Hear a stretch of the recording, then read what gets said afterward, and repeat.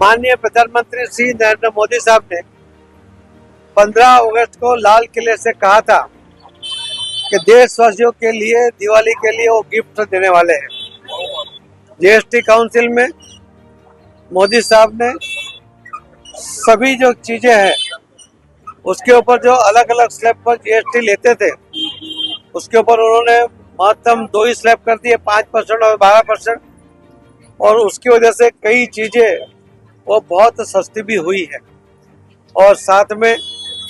कई चीजों ऊपर का जीएसटी उन्होंने मुक्त कर दिया है। उसके कारण देशवासियों को वो चीजें, वो दूध की प्रोडक्ट होगी,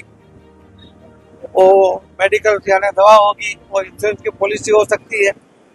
ऐसे बहुत सी चीजों ऊपर से जीएसटी को मुक्त कर दिया गया। और साथ में आप कुछ कीमत तक की कार खरीदोगे तो उसके अंदर भी लाख, 1.25 लाख, 1.5 लाख, 3 लाख तक का फायदा कार खरीदने पर मिलता है। जो जीवन जीने के लिए जो आवश्यक है ऐसी सभी चीजों ऊपर ये जीएसटी 5% या 12% कर दी गई है। और जो कुछ अभाव है उसके लिए 40% का है, जो बहुत महंगी चीजें, विदेशी चीजें है उसके ऊपर 40% का। मगर आम आदमी के लिए,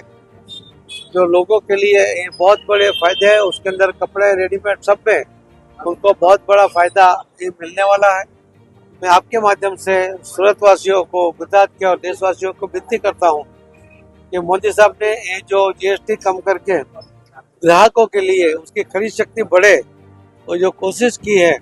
जो दिवाली की गिफ्ट दी है, तो व्यापारी भी उनको मिला हुआ जो फायदा जीएसटी का बेनिफिट वो पास ऑन करे।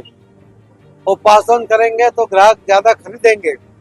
ज्यादा खरीदेंगे तो उनकी जो प्रोडक्ट कॉस्ट है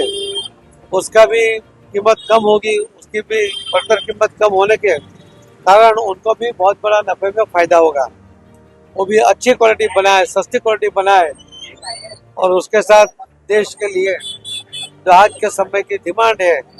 उसके अंदर वोकल फॉर लोकल,